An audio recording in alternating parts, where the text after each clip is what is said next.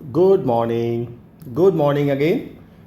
हमारा relation function start कर दिया था पिछली बार। रिलेशन हमारा पूरा हो गया था। आज हम फंक्शन को ख़त्म कर देंगे क्योंकि आपका एग्ज़ाम आ रहे हैं तो आपको भी जल्दी है। रिलेशन हमने पढ़ा था, आपने पढ़ा था रे डायग्राम, याद है?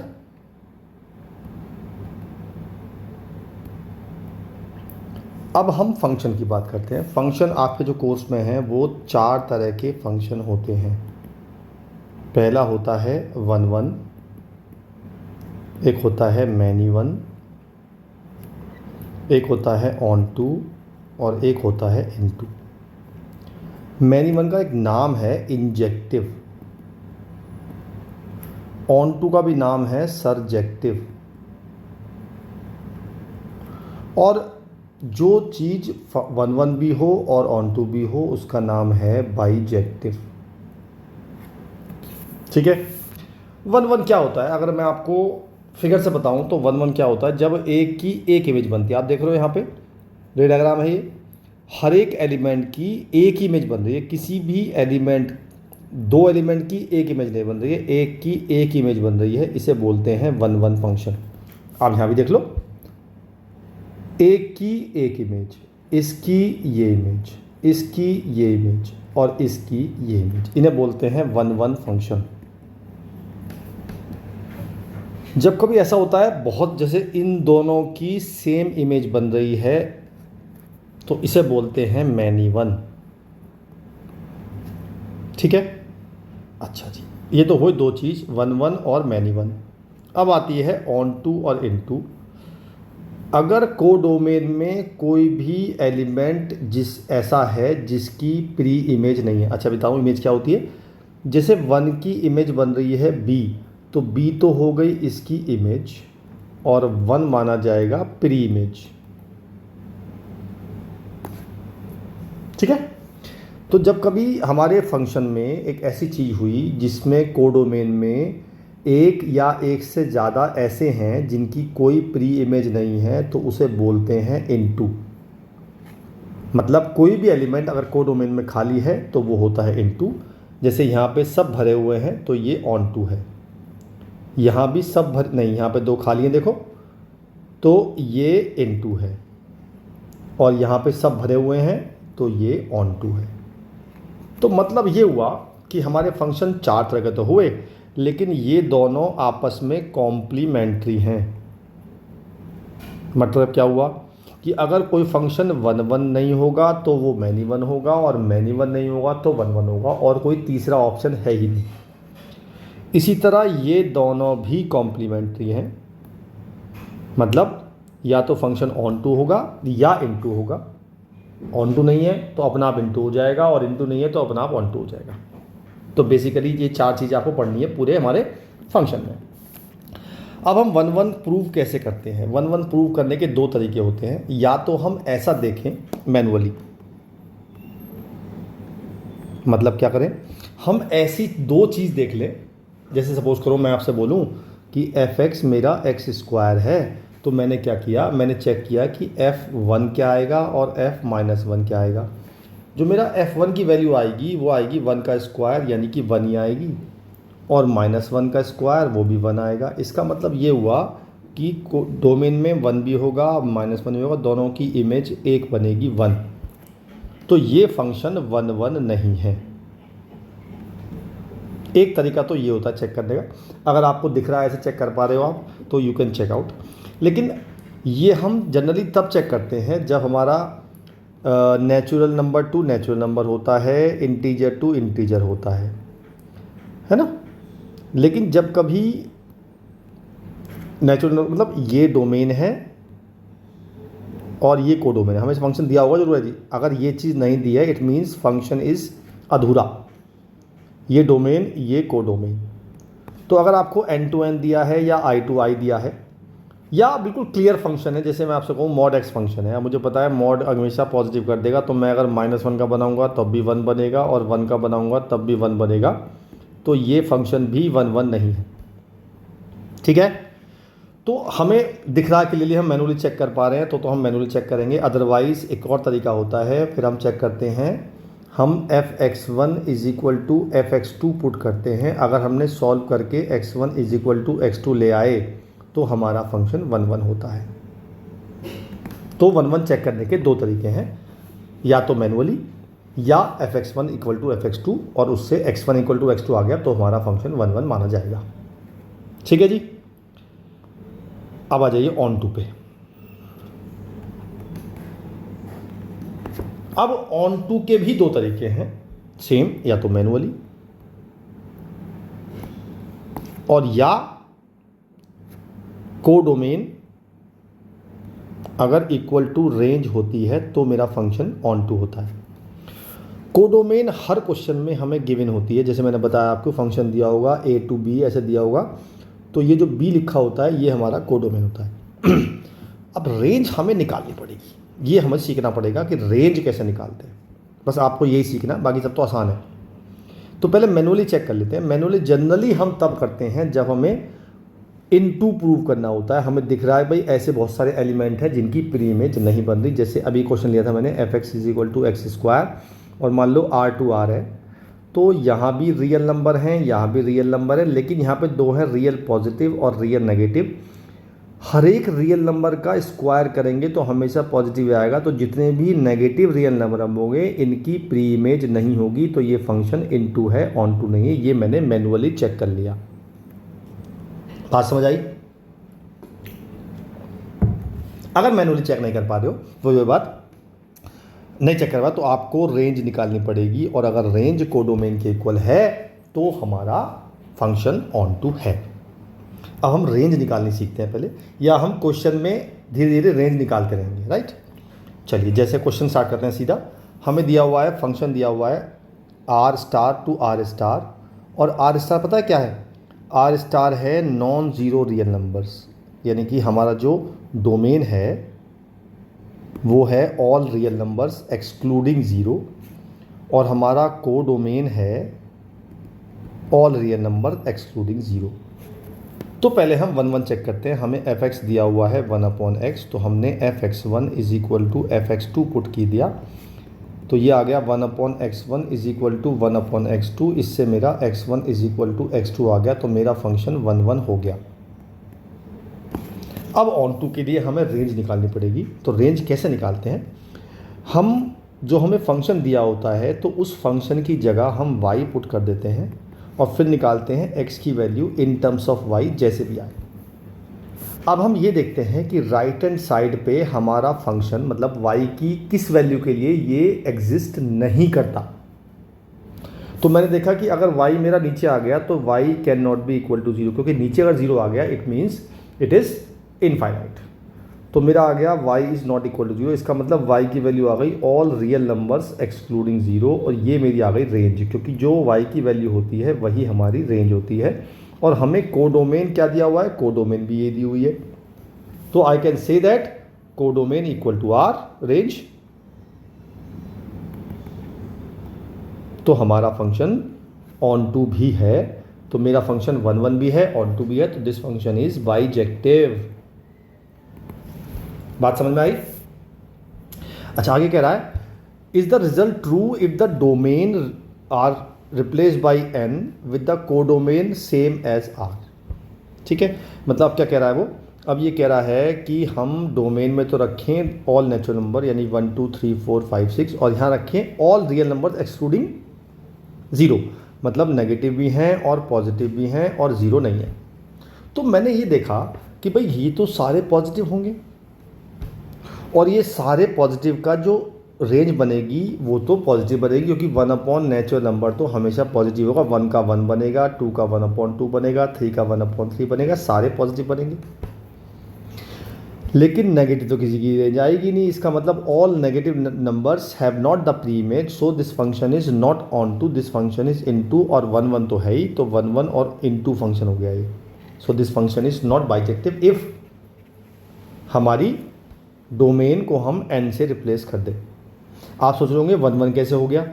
सिंपल सी बात है ना, 1 का तो एक ही बनेगा 1, 2 का एक ही बनेगा 1/2, 3 का एक ही बनेगा 1/3, 4 का 1/4, एक एक सबका एक एक ही बनेगा। मतलब यूनिक चीज़ है, हर एक नेचुरल नंबर यूनिक होता है, तो उनका रेंज भी यूनिक ही बनेगी। ठीक है, अगला लेते हैं।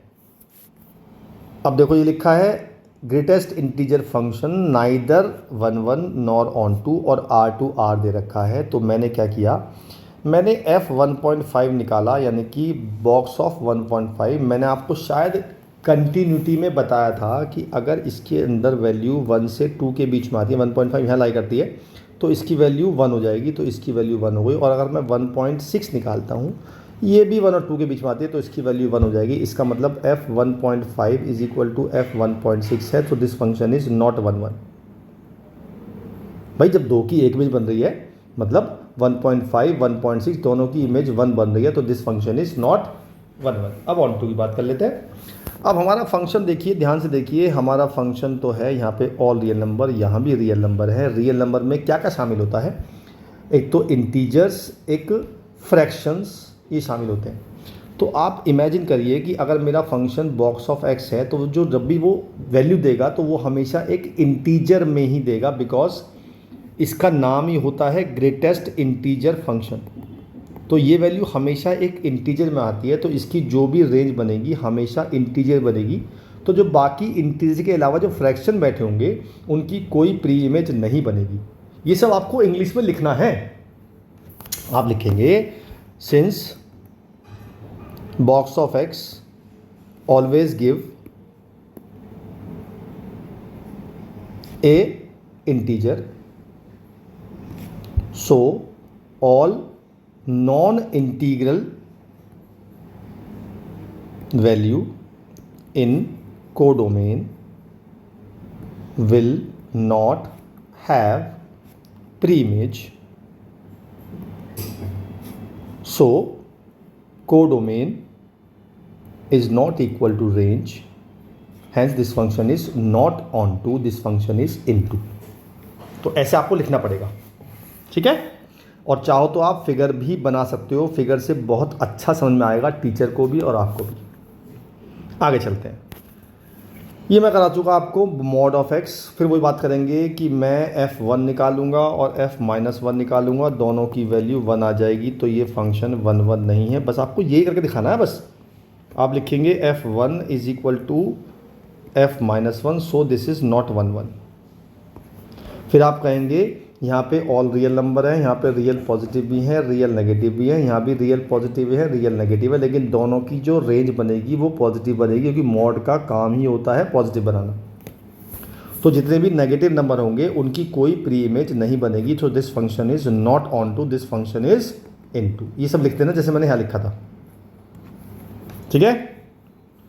आगे चलते हैं। अब बात करते हैं ऐसे फंक्शन की, जैसे ये दिया हुआ है R2R। तो ऐसे फंक्शन में हम मैनुअली चेक नहीं कर सकते, तो हम इसमें करेंगे f(x1) is equal to f(x2), तो 3 - 4x1 is equal to 3 - 4x2, 3 से 3 कट गया, -4 से -4 कट गया, x1 इक्वल टू x2 आ गया, तो ये फंक्शन हमारा 1 1 हो गया। अब ऑन टू के लिए हम फंक्शन को y रखेंगे, 3 - 4x आ गया, तो इससे मेरी x की वैल्यू आ जाएगी 3 - y/4। अब देखो इसमें हम y को कुछ भी पुट कर सकते हैं। अच्छा, कुछ भी का मतलब क्या हुआ कि मैं क्या कह रहा हूँ कि मैं क्या क्या कब कब नहीं पुट कर सकता। मैं बताता हूँ आपको। अगर कहीं भी रूट हो जाए तो मुझे पता है रूट के अंदर पॉजिटिव होना चाहिए। कहीं भी 1 आ जाए तो मुझे पता है ये वैल्यू 0 नहीं होनी चाहिए। कहीं भी लॉग के अंदर आ जाए तो अब मुझे पता है ये वैल्यू हमेशा पॉजिटिव होनी चाहिए। तो जब कोई कंडीशन ही नहीं है हमारे पास, ना तो रूट है ना नीचे y है, तो it means y can be any real value. तो मेरी जो रेंज आ गई वो मेरी आ गई R, और हमें कोडोमेन R ही गिवन है, सो हमारा फंक्शन हो गया ऑन टू, ठीक है। अच्छा, अब देखो इसमें x² है, आप मैनुअली चेक कर लो। f को रखो -1, f को रखो +1, दोनों की वैल्यू सेम आएगी 2, तो ये फंक्शन 1 1 नहीं है।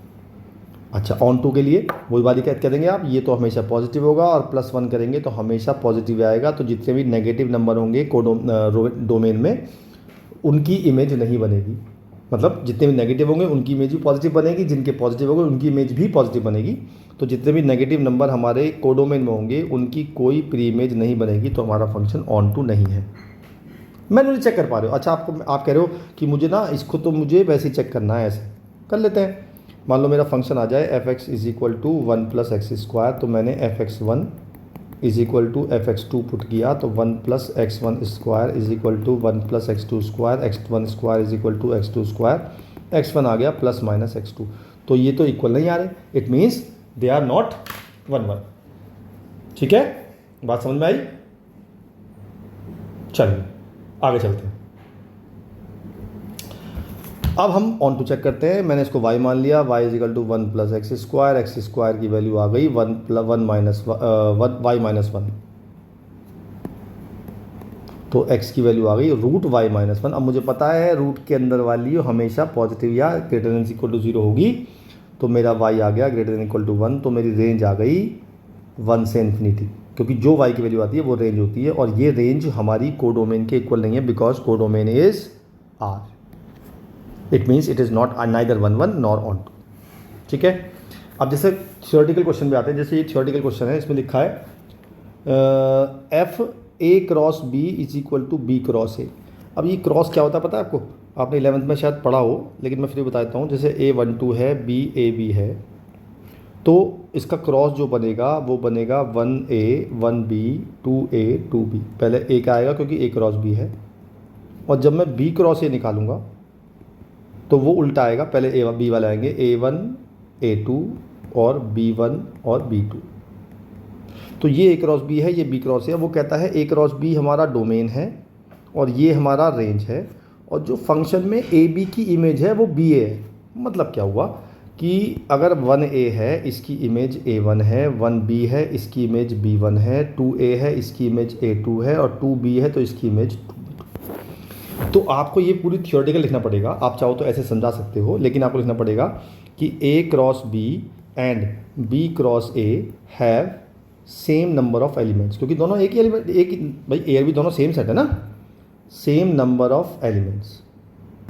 और the question is saying that F A B is equal to B A, and we know that इसमें A cross B A B, मतलब इसमें जो A B होगा वो एक पार्ट होगा, मतलब एक यूनिक होगा, और इसमें B A B यूनिक होगा। तो if A B and B A are unique and number of elements are same, so this function is 1 1 and onto both. ठीक है, अब जैसे ये क्वेश्चन आया, मुझे बताना है whether this function is bijective और नॉट। तो मुझे बाइजेक्टिव के लिए 1 1 भी प्रूव करना पड़ेगा, ऑन टू प्रूव करना पड़ेगा। यहाँ पे है ऑड है, यहाँ पे है इवन है। जब मैं n को 1 लूँगा तो मैं कहाँ रखूँगा? इसमें रखूँगा, तो 1 प्लस 1/2, तो f1 की वैल्यू जो आ गई मेरी वो आ गई 2/2 1 आ गई। फिर मैंने n को 2 रखा तो मेरी f2 की वैल्यू आ गई 2/2, क्योंकि यहाँ रखूँगा तो 2/2 भी 1 हो गया। इसका मतलब मुझे दिख रहा है कि f1 और f2 दोनों इक्वल आ गए, तो ये फंक्शन 1 1 तो बचेगी। अब अगर 1 1 नहीं बचा तो how can this be bijective? So it can not be bijective. लेकिन मान लो आपको आ जाएगी जी मुझे तो ऑन टू प्रूव करना है, जिसे ऑन टू बताओ है कि नहीं। तो ऑन टू के लिए क्या करते हैं हम, एक बार हम इसको y पुट करेंगे और एक बार इसको y पुट करेंगे, तो इससे आ जाएगा 2n-1, इससे आ जाएगा 2n, n की वैल्यू 2y। ठीक है जी। अब देखिए हमारा जो वो है वो n to n है, इसका मतलब ये भी नेचुरल नंबर है, y भी नेचुरल नंबर है। तो अगर मैं कोई भी नेचुरल नंबर लूँगा तो 2y-1 is always an odd number and 2y is always an even number. तो अगर मैं इवन नंबर भी आ रहा है मेरा, ऑड नंबर भी आ रहा है, तो इनको मिला के पूरा कोडोमेन और रेंज आ गई। मतलब रेंज हमारी आ गई odd number plus even number, और odd number plus even number होते हैं नेचुरल नंबर, तो हमारी कोडोमेन और रेंज इक्वल आ गई। सो दे आर ऑन टू। ठीक है, बात समझ में आई? चलिए एक और कर लेते हैं, आसान है। इसमें हमें डोमेन दिए है ऑल रियल नंबर्स एक्सेप्ट 3, और कोडोमेन दी है ऑल नंबर एक्सेप्ट 1। तो मुझे 1 1 ऑन टू शो करना है। तो पहले मैंने 1 1 के लिए fx1 is equal to fx2 put कर दिया, यानी कि x1 minus 2 upon x1 minus 3 is equal to x2 minus 2 upon x2 minus 3। Cross multiply कर देते हैं, x1 x2 minus 3 x1 minus 2 x2 plus 6 is equal to x1 x2 minus 2 x1 minus 3 x2 plus 6। कुछ cut रहा है? यहाँ जी cut रहा है, 6 से 6 कट रहा है, x1 x2 x2 x2 cut रहा है। अब मैं इसको ले आया इधर और इसको ले गया इधर, तो ये आ गया मेरा माइनस के x1 is equal to minus के x2, तो मेरा x1 is equal to x2 आ गया। इसका मतलब मेरा फंक्शन 1 1 हो गया। ठीक है, तो 1 1 तो है ये। अब ऑन टू चेक कर लेते हैं। तो मैंने फंक्शन को y मान लिया, y मैंने मान लिया, तो मेरा फंक्शन हो गया x-2 अपॉन x-3। अब मुझे निकालनी है x की value in terms of y, तो क्रॉस मल्टीप्लाई कर देता हूँ मैं पहले। और मुझे x निकालना, तो मैं x को इकट्ठा कर लूँगा। मेरा x आ रहा है यहाँ पे और यहाँ पे, तो इस x को उधर ले जाता हूँ, y को उधर ले जाता हूँ। तो मेरा आ गया yx minus x is equal to 3y-2, यहाँ से x common, y-1 is equal to 3y-2। तो मेरी x की वैल्यू आ गई 3y-2 अपॉन y-1। ठीक है। तो अब इसका मुझे रेंज निकालनी है। तो मैंने आपसे कहा था जब नीचे कोई चीज़ आती है तो वो वैल्यू जीरो नहीं होती, इसका मतलब y-1 नॉट इक्वल टू 0। तो y is not equal to 1, it means y आ गया ऑल रियल नंबर एक्सेप्ट 1। तो रेंज आ गई मेरी ऑल रियल नंबर एक्सेप्ट 1। और हमें कोडोमेन क्या गिवन है यार, कोडोमेन भी यही गिवन है मुझे, तो इसका मतलब कोडोमेन और रेंज इक्वल आ गई है। तो I can say that this function is onto. तो this function is 1 1 and onto both, it's mean this function is bijective. Got it? Clear हुआ आपको? तो अब आप एनसीईआरटी की सेकंड एक्सरसाइज भी आराम से कर सकते हो, और कोई दिक्कत आए मुझे कमेंट कीजिए, मैं आपको अगली क्लास में उसे सॉर्ट आउट कर दूंगा। ओके, फिर मिलता हूँ किसी और चैप्टर के साथ, तब तक के लिए बाय बाय।